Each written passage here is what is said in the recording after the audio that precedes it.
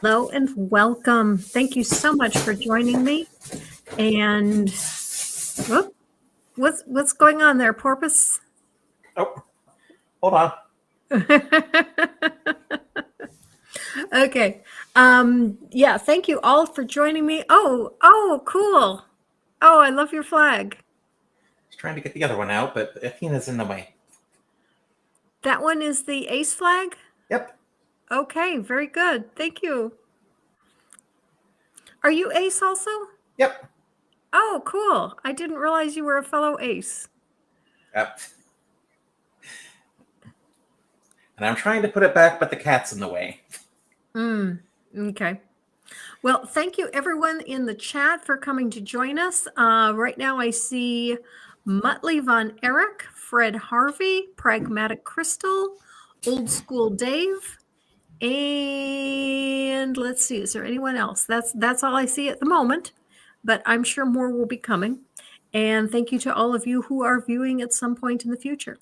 My guest for today is Sinister Porpoise. And Sinister is a foreman, a former Mormon. So Sinister Porpoise, let's first start with your name. How did you get the name Sinister Porpoise? Actually, someone said I was misusing Latin, and this is what it reminded them of, and I just liked this better than what I was using. I mean, there's not an interesting story behind it. It's just, okay, I like that. I'm going to take it. Okay, sounds good. Fred Harvey says the cat is not in the way. It is precisely where it chooses to be. Well, I mean, it was making it hard to put the flag back in the container. Or she was. Fred Harvey made a really good joke about 20 minutes before the show started. Oh, here it is. Can't go through life without a porpoise, you know. Well, you can't. Which is why what? Which is why at some point I'd like to move closer to the ocean. Ah, okay. I would too. Where I would like to move into a condo, where a nice high-rise condo where I have a view of the ocean from the condo.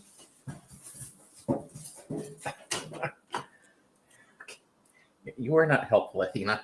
That sounds like a new place. Mm-hmm. So, okay. So start out by telling us, I assume that you were Mormon because you were born into a Mormon family. Yes. Okay. Was it a very large family? Sometimes Mormon families tend to be quite large. No, because my parents converted 4 years before I was born, so I'm not what you would call a Utah Mormon. Okay. And did they convert because of a Mormon missionary that came and spoke to them? I don't know exactly why my mother converted. My father apparently converted because he thought that there should be some religion that had a heavenly mother, which Mormonisms technically do. But I have to wonder, if he had done more research, he might have found other ones that were better, or that had a heavenly mother and weren't Mormons. But But I think he was focused on trying to like find a Christian denomination, or at least one that presented itself as Christian, to do it. But he was looking for a heavenly mother. Yes, he always believed that everyone had a heavenly mother, and he was looking, when he was trying to change churches, which one had that. That's odd. I would have thought he would have chosen Catholicism then. Well, because Catholicism isn't like an actual physical mother like God the Father. True, but they do they do say Hail Mary, Mother of God. And that's one of the biggest criticisms that Protestants have about Catholics, is that they worship Mary, even though they will deny that they do that. But I don't know. Hail Mary, Mother of God sounds like worship to me. I was going to say, that sounds like a definition fight, because they're using different definitions of worship. Right. Mm-hmm. Mm-hmm. And yet it's like, depends on which definition of worship you're using. So. Mm-hmm. So where you grew up, obviously you didn't have the temple since you weren't in Utah, correct? Mormon temples are all over the place. The closest one to us was in Washington, D.C. Okay. I thought that Mormons that only the place in Utah was the temple and the rest of them had a different name, sort of like Jewish people, they have synagogues, but there's only one temple. No, I mean the temples are actually historically connected to the Mormon practice of polygamy, I believe. And Okay.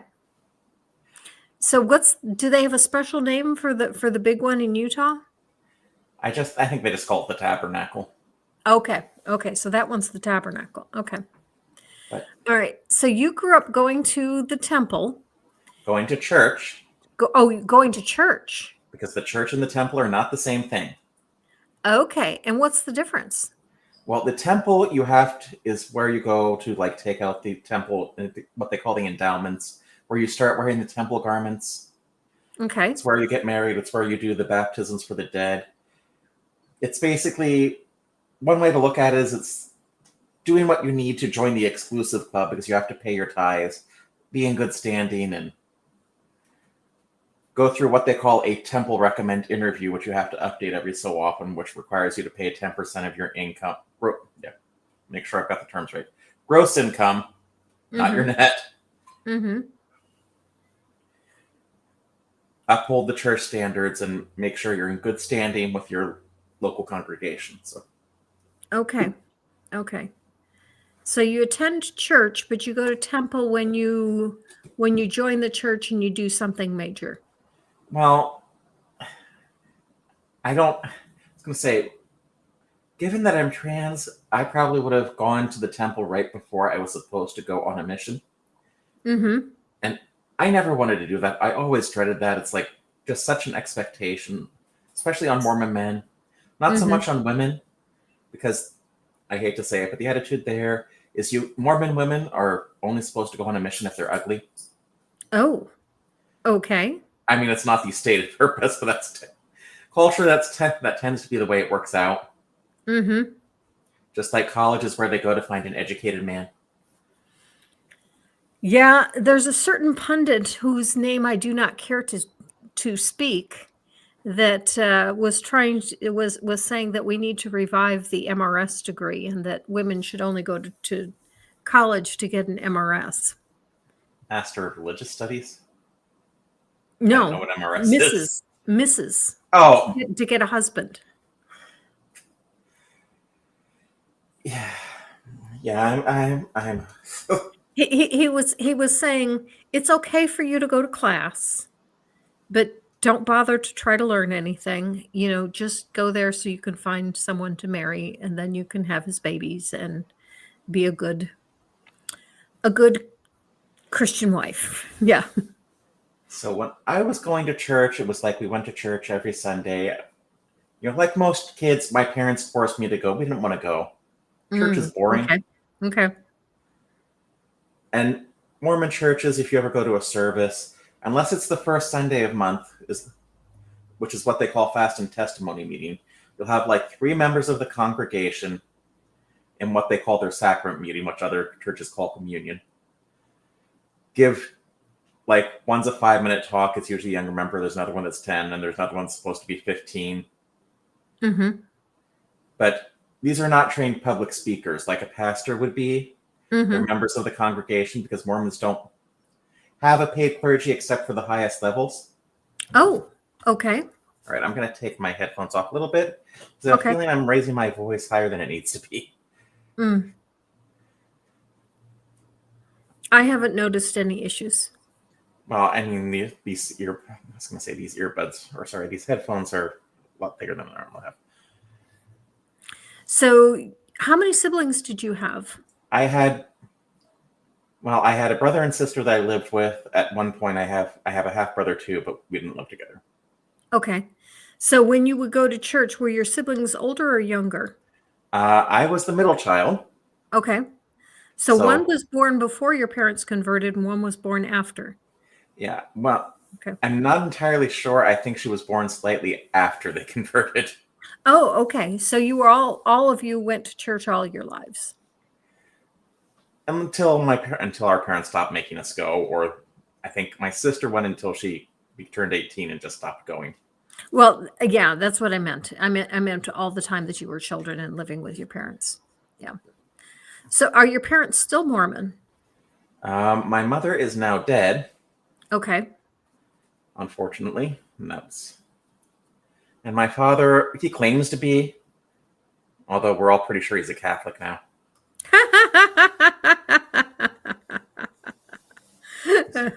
He believes in Catholic theology and doesn't go anywhere. No, I think his wife just makes him go to her Catholic church. Ah, so he's remarried and his new wife is Catholic. Okay. Yes. And he's not really all that interested in going back. He doesn't seem to be all that interested in trying to get her to go to Mormon churches or going himself. So Mm-hmm. Mm-hmm. Were they married in the Catholic Church? I think I do not know. I was going to say, I was not able to make it to their wedding, unfortunately. I Ah, believe they were probably married in a church, and given that it was Pennsylvania, the reception was probably in a fire hall. okay.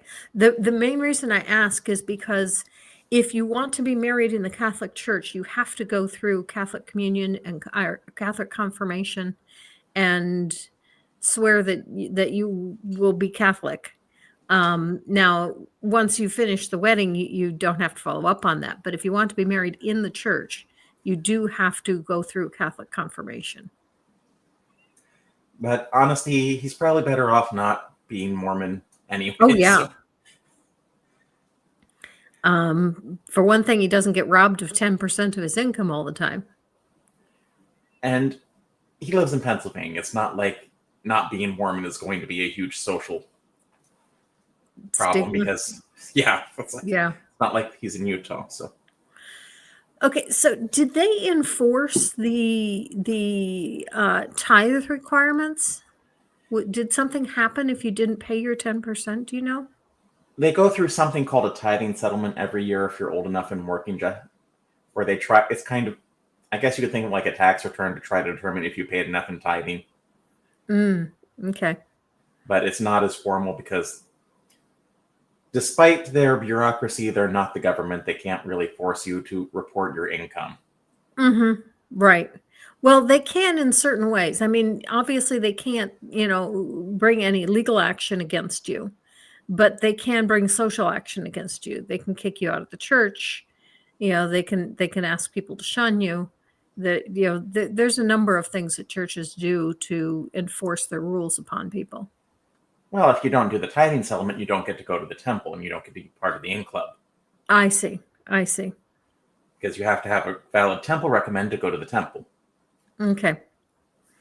Now, of course, the most burning question of all, did you have magic underwear? No, you have to go to the temple to do that. And I got out before I did that. So yeah, my experiences with the religion can be summed up as been there, done that, didn't get the magic underwear. Okay. Okay. So were you about 18 then when you got out?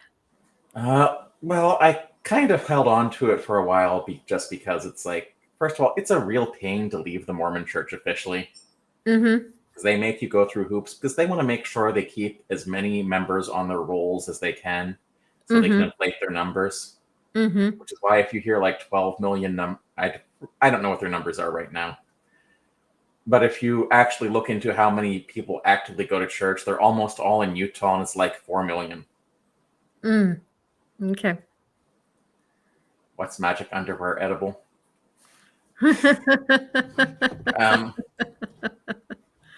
No, but there are stories involving like the temple garments is what they call them.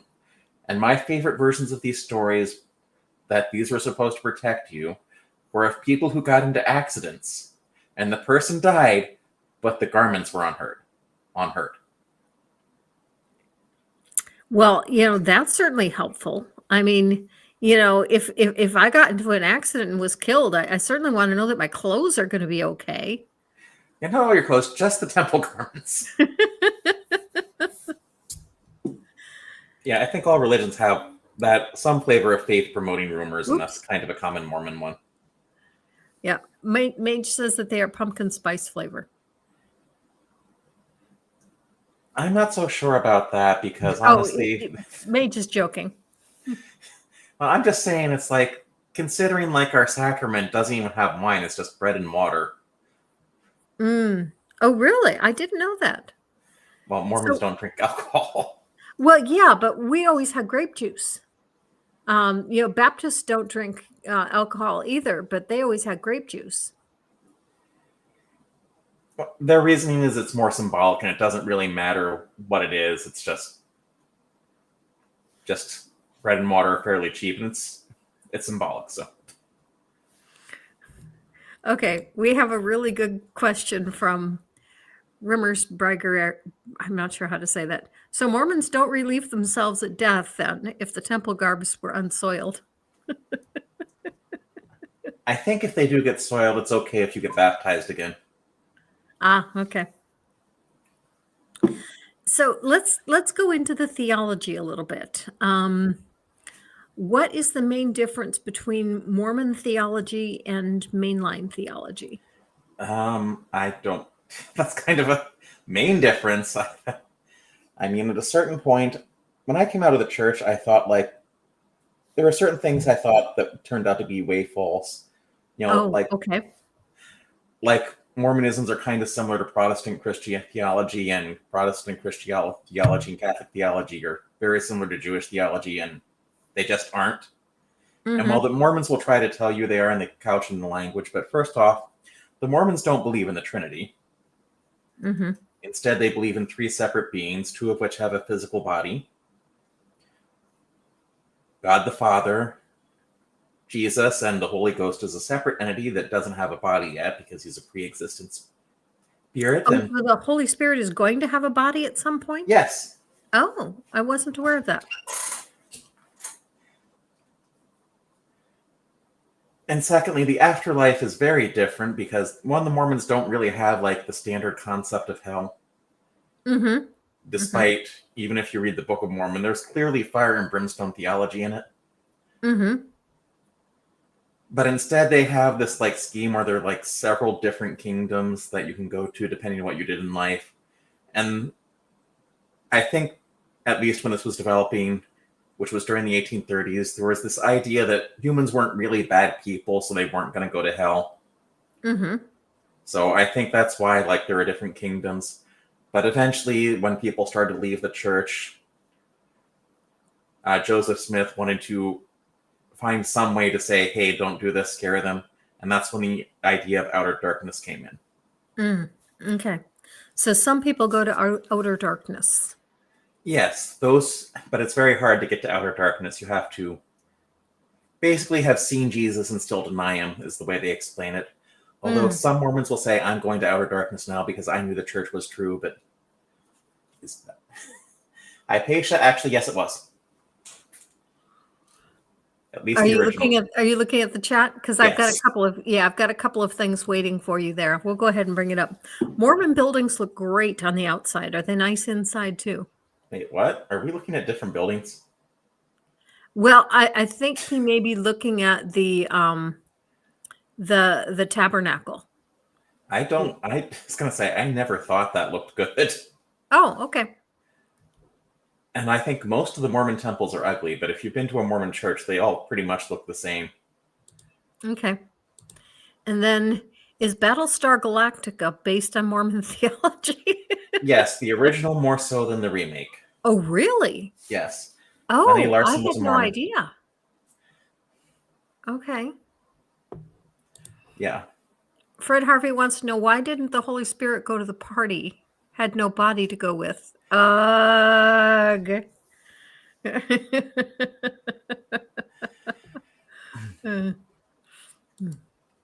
And I think one of the weird things I think everyone knows the Mormons do is baptism for the dead. Okay. Yeah, Catholics do that too. Do they? Yeah. Well, do the Catholics do it by proxy like the Mormons do? I don't know. It's not a common thing, but I do know that it is in their theology. I don't know of anyone who's actually done it, but I do know that it's in their theology. Because if you had a temple recommended, baptism for the dead is one of the things you do. You just go in and get baptized for, as far as I understand it, because I never went through it, is the process. You go into their baptismal font, you get handed someone's name that was submitted through the genealogical research the Mormons do. Mm-hmm. And then you go through the baptism ceremony for that person, and supposedly the person in either the spirit prison, the temporary place where they're waiting for the judgment, or paradise, has the choice to accept or not. Mm-hmm. Now, if you followed any more recent history, you know this has caused trouble with Jewish groups because the Mormons were baptizing Holocaust victims. Mm. Mm. Okay, Maya Atkinson said Catholics have last rites, and that's true, but that's something that you get while you're still alive. We were talking about things that happen after you die, and I do know that I read a book written by a Catholic priest, and he was talking about how, I should say, a former Catholic priest, and he was talking about how on Friday nights he and another priest would get together, and they would do communion for the dead. And they would think of anyone they could think of that had died, um, that wasn't Catholic, and they would take communion for them, and they would get drunk on Friday nights, taking all this communion for all of their dead friends and relatives and anyone else they could come up with. And that was the big thing they did on Friday nights, get drunk, taking communion for the dead. And I know they also have the practice of lighting candles for the dead. Although when I looked up the theology of that, that actually is not supposed to do anything as far as reducing their purgatory. But you can give a donation to the church and buy an indulgence for someone who has died. And what that does is it gets them forgiveness for a particular sin. Now, you don't have to name a particular sin that person did. You just buy them an indulgence, and that cuts off, that shortens their time in purgatory. Yes, Mormons don't have purgatories.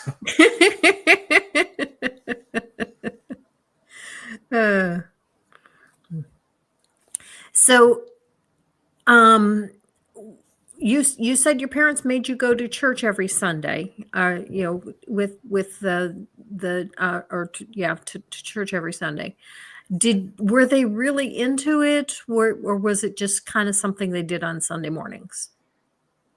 I think there were varying levels of into it. I think my dad believed. I think my mother, given the mental health issues I know she had later in life, tried to tie it to her own supernatural beliefs about her abilities.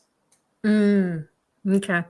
Or she might have just done it to go along, because I have no idea why my parents got together in the first place. Because they weren't well suited? No, they weren't. But the main issue I had, especially younger, is like the Mormon church meetings, you had to go to 3 hours for church on Sundays. Oh, wow. You had like the sacrament meeting for an hour and 15 minutes, I think it was. Then you had like, when you're younger, like old enough to actually start learning things, they have you go to what's called primary. Mm-hmm. And then you have Sunday school as well. When you get a little older,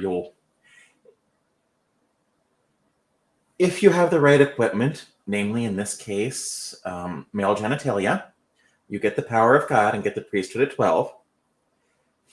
And you go into priesthood. But if you're a woman, you get a certificate that says you're done with primary, and then go to different classes that day. Which seems a little unfair, but... Okay, Maya says, I am mistaken. Catholics do not have baptism for the dead, just communion for the dead. Okay, sorry about that. Yeah, I don't think the Catholics let you choose to be Catholic after you're dead, or...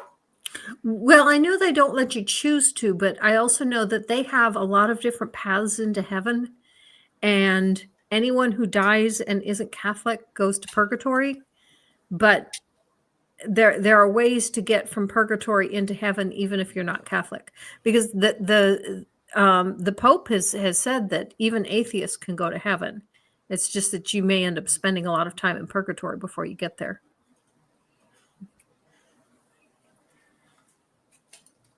Yeah, but it's like, if you're a child, it's like you want to be doing anything else on a Sunday. Yeah, I get that. I didn't go to church as a child. I started going to church at 16, and I went by choice. No matter how catchy Book of Mormon stories is as a song, and it's just not that catchy. It's like, I would rather sleep in. I'm not by nature an early riser. One question I've got for you is there's a song that we used to sing in church called Know Ye Not, You're the Temple. And considering the Mormon connection to temple, I'm wondering if that is a Mormon song as well. No, there were. I think the only Mormon children's song that other religions have is "Jesus Wants Me for a Sunbeam." Okay, I know that one. Okay. Because usually it with the Mormons have their own children's songs. Like I remember going to like a family reunion, it's like, why don't you all sing "Jesus Loves Me"? Because that a Christian group to them is like, I don't know that song. Not So that. you didn't grow up learning Jesus loves me, this I know. No, no. I learned Book of Mormon stories and popcorn popping on the apricot tree, and coming back to something close to the topic you're approaching, you had propaganda trying to get you to want to go to the temple or on a mission. Mm-hmm. Mm-hmm. Like I remember there's one that goes, I hope they call me on a mission when I have grown a foot or two. And I always hated that song because Mm. that is not something I wanted to do. Mm. I'm sorry, but going out door to door selling religion for 2 years and paying for it did not sound high on my list of things I wanted to do in life. Mm-hmm. Mm-hmm. And they try to make it look like, oh yeah, this is such a great experience. It's like, I mean, even it's like it did not sound like a good experience. I did not want to do it. Do they still go door to door, or do they have, the Jehovah Witnesses don't go door to door anymore. They sit on a street corner with chairs and a sign that says free Bible study course. I haven't seen any Mormon missionaries in a couple years. I know they probably didn't during COVID, Mm-hmm. but considering I'm pretty sure, well, first off, the main reason the whole practice of Mormon mission started in the first place is Joseph Smith wanted to sleep with another man's wife.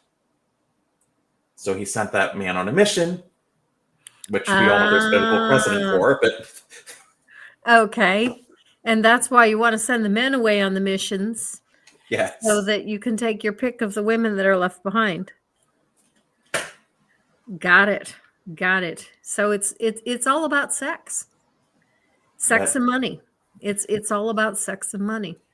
well, I was going to say, Mormon history is something I didn't discover until I was, well, the correct Mormon history is something I didn't discover until I was older. Mm-hmm. I mean, there's certainly a whitewashed version the church will tell you that makes them look like heroic figures who could never do anything wrong. Mm-hmm. Mm-hmm. But sorry, go ahead. I was gonna say I recently saw a couple of documentaries on Netflix. Well, at least one I saw on Netflix. I don't remember where I saw the other one, but one of them on Netflix was about a massacre in Utah. Oh, go ahead, continue. Did I you know what see you're that talking about. one? The Mountains Meadows Massacre. Yes, yes, that one. That actually took place on September 11th, 1857. Mm-hmm. And Interesting. it's not clear what Brigham Young's role was, but the Mm-hmm. Mormons came in under a flag of truce, essentially, Mm-hmm. and opened fire on some settlers from Arkansas who were headed to California. Right. They killed almost everyone except the children. They took the children and raised them as Mormon. And after it all played out in court for years, the Mormons were ordered to give the children back. And after they gave the children back, I guess they sent bills for their care. Mm. There was a movie that came out like early 2000 called September Dawn that's about that as well. I think the Mm-hmm. Netflix thing you're referring to is a series called American Primeval, which isn't a documentary, but like a Oh, it's more of a docudrama. docudrama. Yeah. Okay. But I do recall September Dawn got a lot of flack because they thought it made the Mormons look bad. Mm-hmm. And the Mm-hmm. reason it made the Mormons look bad is because it was using actual quotes from Mormons from that time. Hmm. Now, I understand you have an activity coming up later today that's kind of related to our show. What is that? Yeah, I'm going to see the Book of Mormon musical from the creators of South Park. Now, I understand that the Mormon Church actually is not upset with that musical, even though it makes quite a bit of fun of them. The Mormons actually do have a sense of humor about themselves for the most part, to a certain degree. You know, it's like they will start if you go offensive. But first off, if you've seen the South Park Mormon episodes, the Mormons don't come off as evil. They just come off as having silly beliefs. Okay. And if you see the South Park episode, which actually has more accurate history than what I was presented in the Mormon Church, the whole point is, yeah, maybe the Mormons believe silly things, but I have a great life now, and the church is responsible for that. Because Trey Parker and Matt Stone were never Mormons, have never been on the inside and see the damage it can do to people and how they think. But yes. I'm seeing a comment here, and it's ringing a bell with me. Rimmers Brigary, please tell me how to say your name. Said Jehovah's also send handwritten letters, especially to recent immigrants. And the reason that's ringing a bell with me is my son recently got a letter from a kid that was probably about 8th, 9th grade. It was handwritten, and it was addressed to a particular name or current resident. And I assumed it was going to be an advertisement. So my son opened it, and it was this letter talking about Jesus and how you need Jesus. And it was rather humorous, but we were also kind of baffled as to why some kid would be sending out letters talking about Jesus to random people. I mean, that's... But if this is way Jehovah's are doing their thing, that makes more sense. Okay, this is something I actually got a lot growing up outside of Utah as a Mormon. Mm-hmm. Stop thinking Mormons and Jehovah's Witnesses are in any way connected. Ah, okay. I got so many questions about things like, do you believe only 144,000 people go to heaven? I'm like, no, that's the Jehovah's Witnesses. Mm-hmm. Mm-hmm. It's like, can you celebrate holidays? Yes.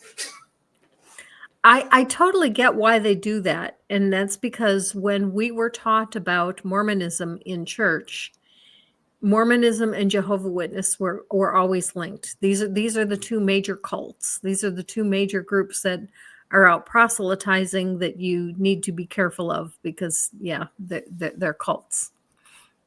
But they never went into like their beliefs and how they're not the same. No, they did go into their beliefs and they did talk about differences. But because we learned about them together, we usually tend to group them together. My hairdresser is a former Mormon as well, and she comes from a large family, and her sister is currently on a mission trip to Paris. And she and her mother are going to Paris to go pick up her sister when she's finished with her mission trip. Well, in Utah Mormon culture, like the return missionary party is like a big deal. So they go all out for it, kind of. I don't know, kind of like a Mormon male coming out party, I guess, or coming back party in this case. But okay, I didn't know. Okay, I lost the thread of where I was going with that. Tsunami says weird because definitely one of Lori Vallow's beliefs, and she was LDS. What was? I'm not sure. I think I missed something. Oh, the 140, it might be a bit one of her personal beliefs, but no, the Mormons do not believe only 144,000. 144,000 people will go to heaven. Because first of all, the Mormons don't have that idea of heaven. Rimmer says, I know LDS and JW are not the same. We do have both in my neighborhood, though. The Mormons are much more receptive to you not being interested. I know where I live, we have Jehovah's Witnesses. I have never seen an LDS church in my area, but I'm sure there is one here somewhere. Well, the Jehovah's Witnesses, I think, are a lot, I mean, especially in the East, they're a lot I think the Jehovah's Witnesses have more members overall, and I think there's probably a Kingdom Hall in Mm. almost every community. Whereas, unless you're in Utah, the Mormon you might have to drive a while to get to a Mormon church. Like we had to drive like a half hour to get to our church. Mm-hmm. Now, one thing interesting, I have ancestors that lived in Salt Lake City. I And don't. Sorry, go ahead. okay. My ancestors were silversmiths there, and if you can find it, it's getting harder and harder to find it. But it used to be that if you looked up Pearsall silversmiths, Salt Lake City, you used to be able to find a couple of articles about them because they had a store that was right on Main Street in downtown Salt Lake City. Oh, about 150 or 200 years ago. But I don't know that they were ever Mormons, because we don't have any Mormons in that I'm aware of in our family, which is kind of weird. Well, I mean, one of the things that actually started the break for me was the focus on genealogy the Mormons do because they want you baptizing your dead ancestors. Mm-hmm. And they Mm-hmm. have, it's not actual ancestor worship, but they kind of have like weird reverence for the pioneers who went west. Mm-hmm. So, one of the things you can do is if you're a young Mormon, is you go on something called a pioneer trek where you live like the pioneers who went out to Utah. And my father was thought I would want to go on to it, but at the time, I was like, if you want me to experience what my ancestors did, my ancestors didn't do this. They were Pennsylvania Dutch. Oh, okay. It's Okay. like, So your parents broke with the Pennsylvania Dutch to go with the Mormons. actually, having done the history, I know there's quite a bit of heresy on that side of the family, but because I have ancestors mentioned in the Martyr's Mirror. What's that? I'm not familiar with that. It's a book used by the Anabaptist movements that chronicles their prosecution at the hands of the Catholic Church. Ah, okay. Okay. And one of my ancestors who lived in Zurich was beheaded, I believe, for not converting. And I mean, it's not really violent history, but Switzerland strongly encouraged the groups that would become the Mennonites, the Amish, and the Brethren to leave. Mm-hmm. So that's Mm-hmm. why my ancestors ended up here. I see. I see. Now, as a child, did you buy into the theology or did you always kind of think, nah, not really? I mean, as a child, you're going to believe everything a trusted figure tells you because. Right. And so I thought for a while I thought it was great. Hey, I know two histories. I mean, I can't say the one at school, but it's like this great history I know of things that happened in the Americas the rest of my classmates don't know. Ah, okay. So it was kind of a secret knowledge type thing. It would be more like compartmentalization because anyone who wanted to can read the Book of Mormon. I mean, it's not. Right, right.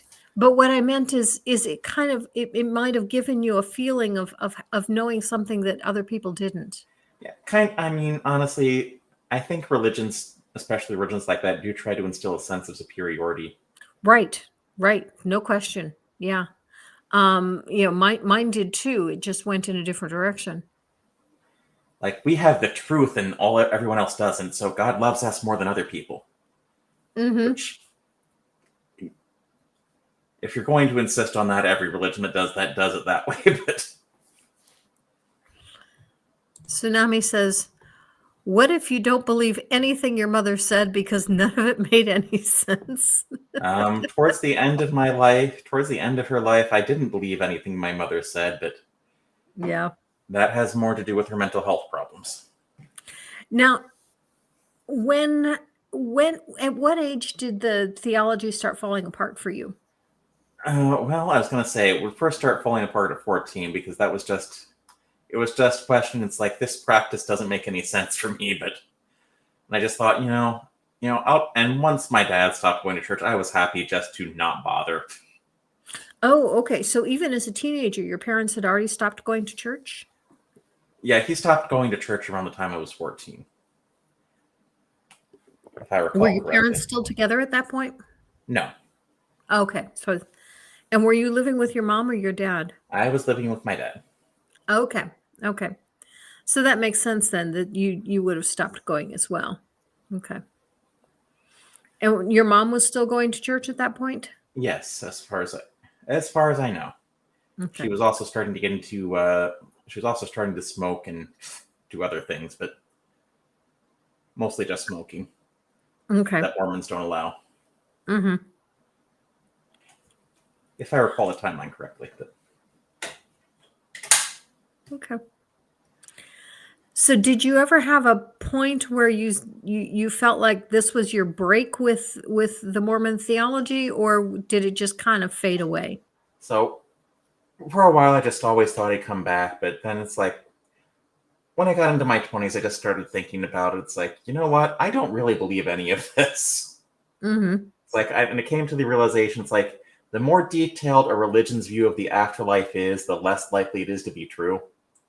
Mm, that's interesting. Okay. Because it's my thought process is it's something we have absolutely no information on. Mhm. And the Mormons have this really detailed afterlife scheme, Mhm. but we have no evidence that anyone ever came back from the afterlife. Yeah. And Yeah. all we have are these words of someone who wrote it down.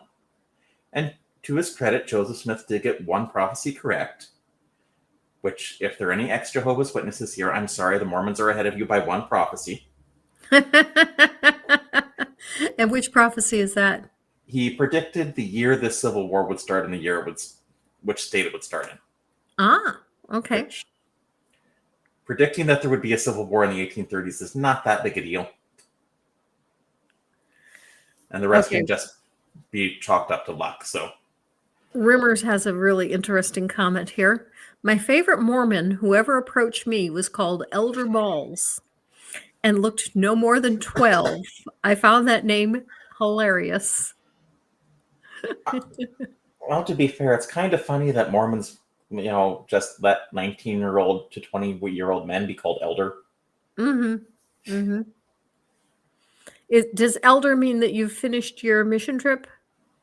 I think it's a standard title for missionaries, but elder also is a rank in the Mormon priesthood. Like there are two ranks Okay. for the priesthood.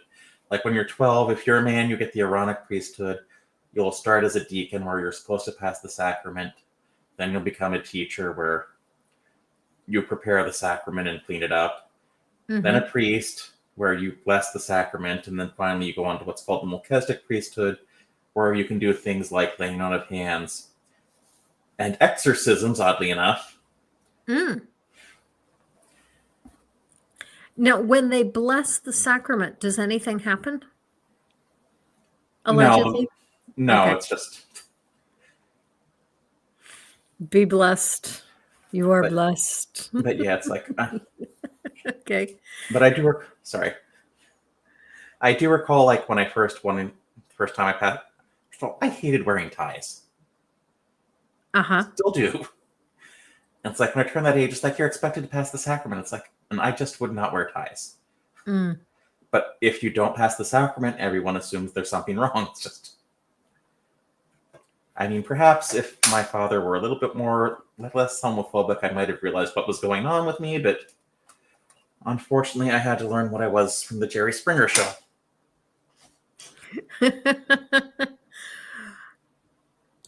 Kip Davis says, "Oh, like predicting the Roman destruction of the Jerusalem temple in the early 60s was not a big deal?" Yeah, I was gonna say it's like me trying to write a program that'll predict something based on data. You have the data, you can see where it's heading, you're just extrapolating based on trends. Mhm. Like I wrote a machine learning algorithm last year that would predict grades based on the number of assignments students handed in. Because I was getting a Mm. little frustrated with one of my classes. But Mhm. What did you find? I find showing them that did convince one of my classes that they should turn in their assignments. Ah, okay. Very good. Not the other one, though. Oh, that's too bad. I work with kids as a volunteer, and yeah, one of the biggest complaints is the kids aren't doing their assignments. Well, I'm going to be honest. I mean, who doesn't have motivation problems when they're in high school, though? So especially if it's not stuff you want to learn. Well, the kids that I'm working with have much bigger problems than that. Not turning in their homework assignments is the least of their worries, and so I get why they don't turn in their homework. Their worries are, do I have a home to live in tomorrow? Yeah, it's like I would probably not be so worried about the homework at that point. Right. Other Right. than I'm gonna say I need their homework just to grade it because that's my job. Mm-hmm. Mm-hmm. Didn't Russell predict? You're talking about the Jehovah's Witnesses with the World War I prediction, Clement, I think, and I just know the Jehovah's Witnesses were wrong. Okay. Now, in your 20s, when you realized you didn't believe any of the Mormon theology, did you then at that point reject all theology, or did you kind of just not have any opinion on theology, or where were you? No, I think I did what a lot of people do, where they think they have to have something to replace it. Okay. So you go around reading all this stuff, and eventually, I started into Mormon history, and a lot of Christians, especially once you just leave something like the Mormons, a lot of Christians will feel like, "Oh, you've left Mormonism. That means you've seen the truth, and you're ready to accept us." And that's not, in my experience, that's not usually the way it works.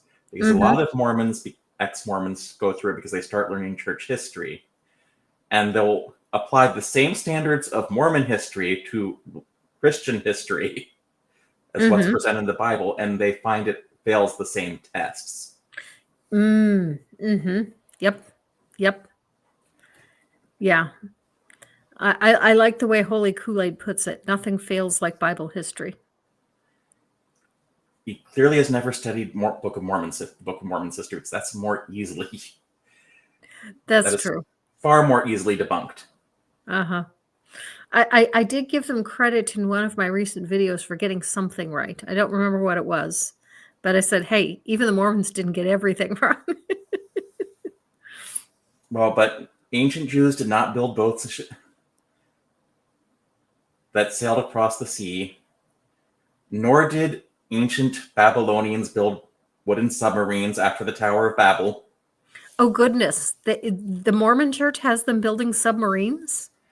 If they're not called submarines in the description, because I don't think Joseph Smith knew that word. Uh-huh. But he's talking about boats that traveled underwater? He's talking boats that occasionally traveled underwater and had hatches on both the top and the bottom to let air in, just depending on which way the barge was oriented. Okay. And you couldn't always open them because it would be underwater.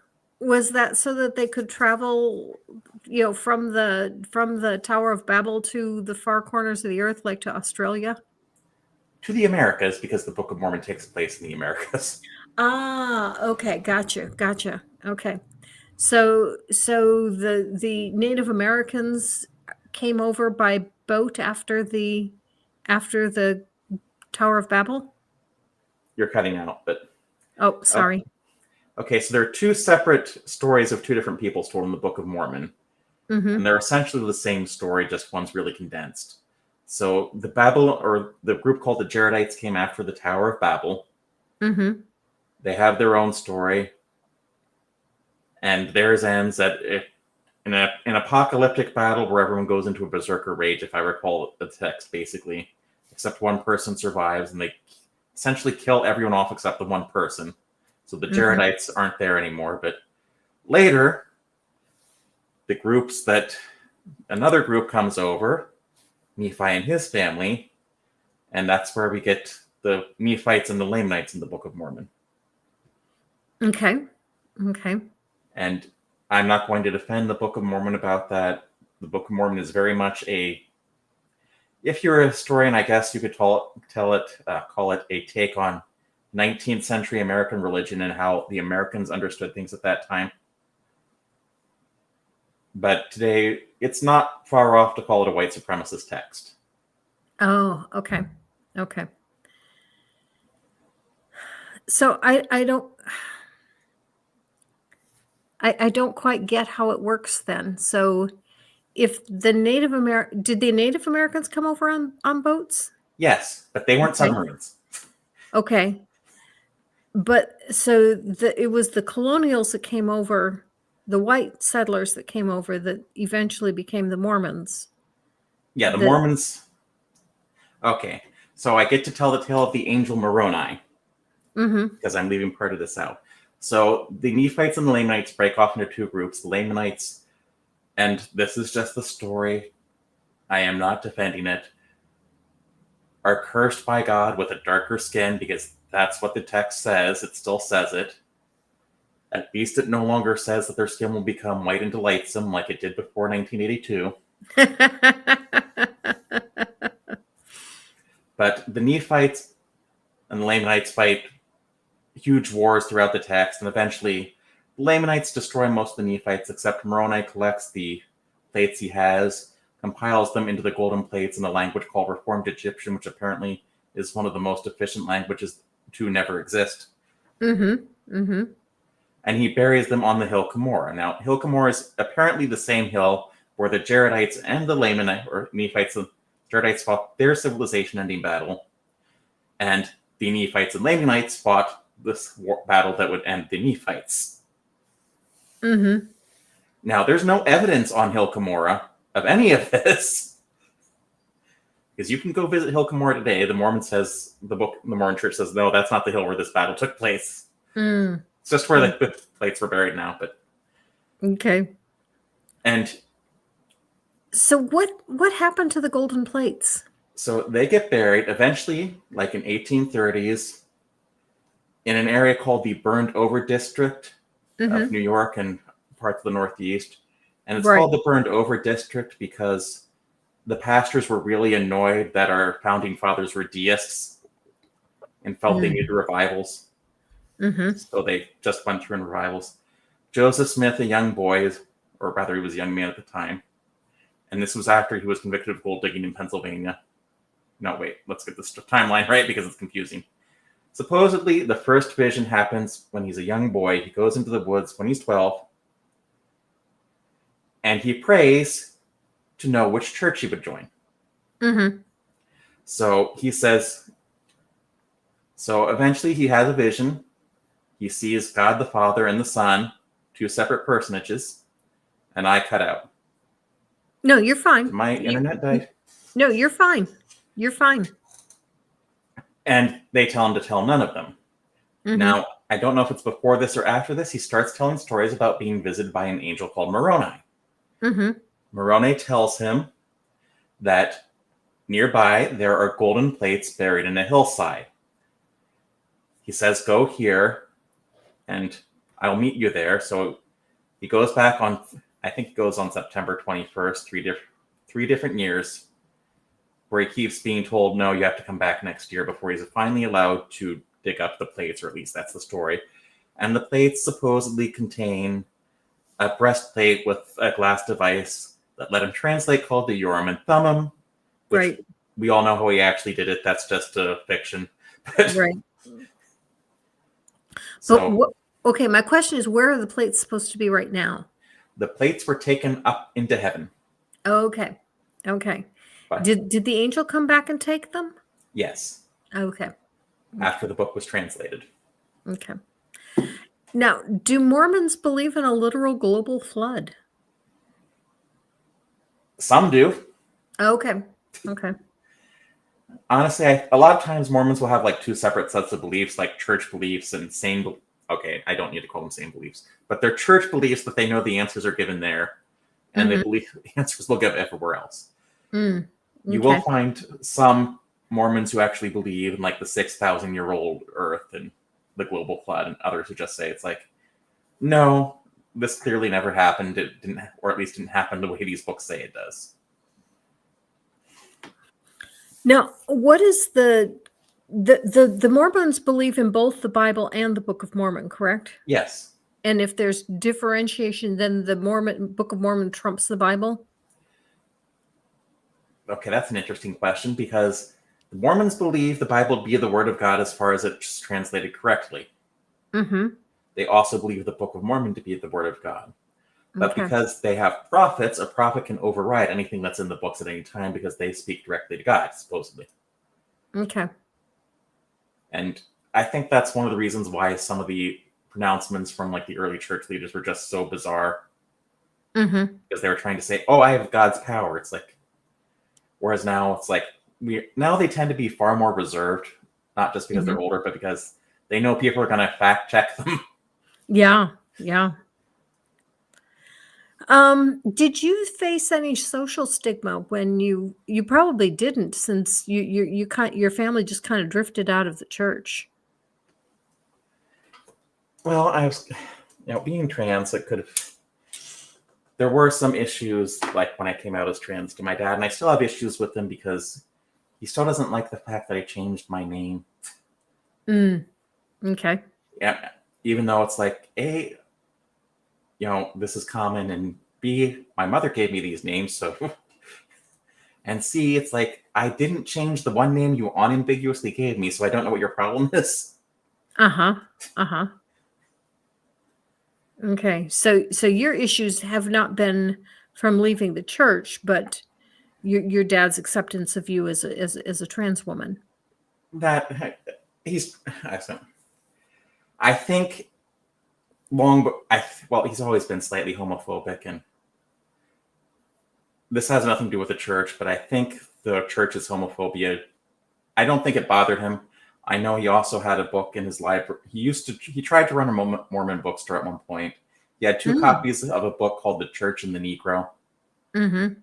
which the church used to try to deny existed for a Mm. while, Mm-hmm. because it was trying to explain their black priesthood banned up until 1978. Mm-hmm. And I was going to say, it's like, my dad had two copies of this book. What do you mean they were denying it existed? Mm. But he was also someone who told stories for years about how he used to be hit on in a gay bar in a town in Pennsylvania. Oh, And really? hold on, it gets better. For years, he just told this story. Then one Thanksgiving, he let it slip he was in a gay bar when it happened. Ah. And my sister, my uncle, and I were all like racing to be the first one to make a comment. Mm-hmm. Mm-hmm. My uncle got it out first. It's like, well, you can't really complain if you're on their territory.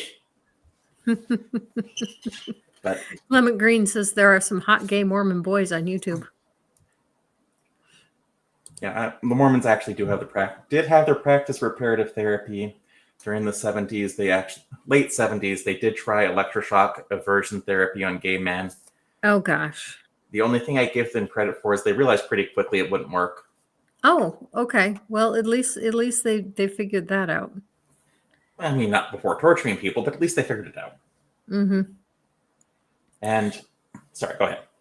Oh no, I was going to change the subject, so go ahead and finish this one first. No, go ahead and change the subject because I was Okay. getting off topic. I was going to ask about the Mormon Tabernacle Choir.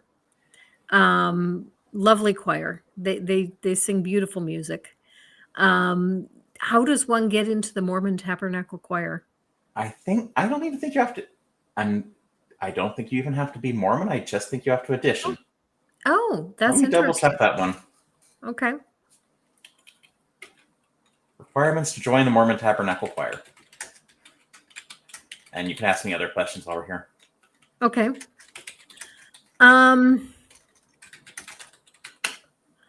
How long have you identify now as an atheist, correct? Well, I don't really like that label because there are certain atheists I still don't want to be associated with. Okay, I get that. Yeah. That, So do you identify more as a skeptic, an agnostic, a spiritualist? I would say non-religious is good enough. Okay. So more of a nun. And if you ask, I'll say philosophical Taoist, but Taoism does not require belief in God, so. Okay. Do you take philosophy in college? I did take one philosophy class. Mm-hmm. And that's largely because I was introduced to someone on YouTube who made academic philosophy sound like the most boring topic in the world. Ah, okay. And Okay. I thought I owed it to philosophy not to let it be defined by this person. Unfortunately, after taking it, to me, academic philosophy really is the most boring topic in the world. So all I can say is at least it wasn't that person. Okay. or at least ethics were. Okay, Clement Green has an interesting comment here, although there might be something before. Oh, okay, this goes with the comment that there are hot gay Mormon boys on YouTube. One tried to pray it away and got a boyfriend. The other wrote a book about it, This Body of Water, or something like that.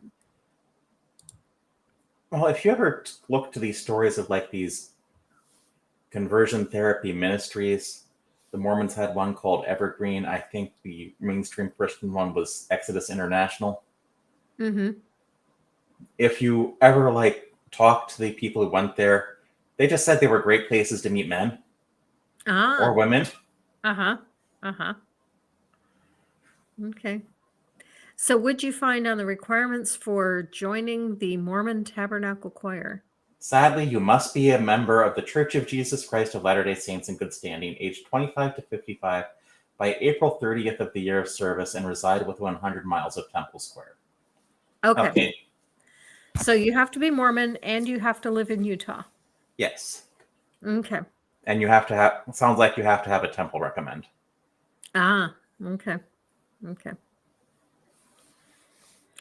Okay, well, we are out of time, but before we go, is there anything that you wanted to say that we did not cover? All right, so Granny has this song called Jesus Drowned All the Children. Now, I think that's great for the ex-Christians, but we ex-Mormons need someone to make fun of the Book of Mormon story song in the same way. Okay. So if anyone's out there who's a musician and needs some suggestions on lyrics to start, okay, I've tried, but I am not a musician and just do not have the talent to do what I need to do there. So if anyone wants to get that going. Guitarist is the one who has recorded all of my music for me. And I'm sure he would do this for you as well, because that's what he does. He has an invitation out to anyone in the community that wants music recorded. So go ahead, lay your lyrics on us. All right, so that's Book of Mormon stories that my teacher tells to me.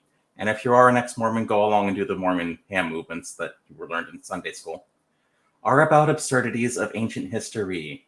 Ancient Jews built no ships to sail across the sea. Joseph's tales are complete falsities.